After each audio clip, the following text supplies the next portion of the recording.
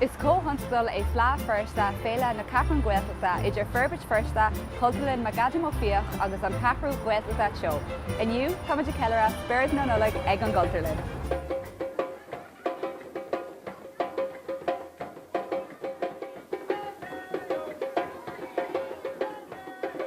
Well, is féile é FleadhFeirste a dhéanann ceilriú ar na buanna agus ar gacrad a tamáid fá cathrú Gaeltachta bhfuil feirste.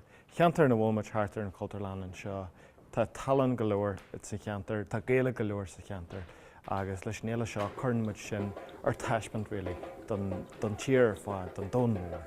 Bunaíú an éile seo siar in 2009 agus ag an am sin daithin muid gurú.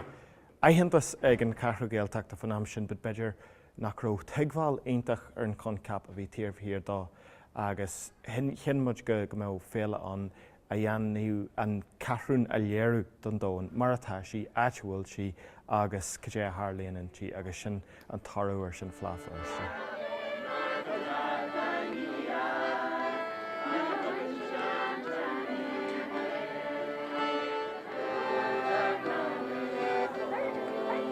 Tá gráig daoine le hain Gaeilge a tá gráig chud an phobal í féin, tá gráig chud an cultúr ó imáníocht go dtí an teanga go dtí rudaí difriúla agus is bralóid sin a chéiliúra agus tá an phleadh seo is sort ordánaí chun an talann agus an grá sin a thaispáint.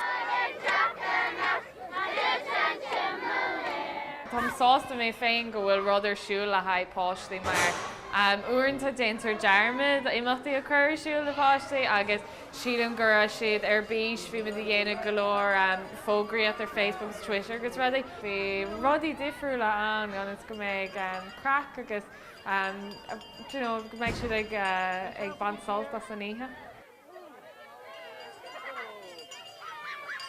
Bhín chuid mhór go réid a fáistíonn seo aniu an ag darín an Ullaigh, Shrek, Princess Fiona agus níos mó agus lasmuis sultaín an Ullaigh, chuir siad selection boxes in duine tásúlagam chuir gach duine ceann agus bhí amar dói a bhíon idir sin agus ceol córacha difriúla agus na sultaí galanta tugaí na mbliana siún gá siad thar báir.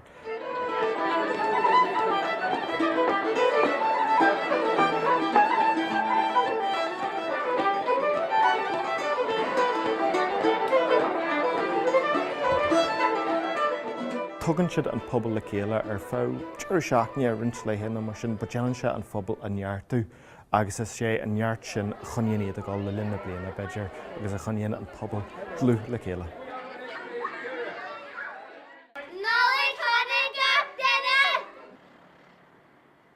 Tá Feirstean Eile go láidir an seo aniu ag an Gcultarlinn agus ní na daoine óga amháin atá ag bansalt as an lá.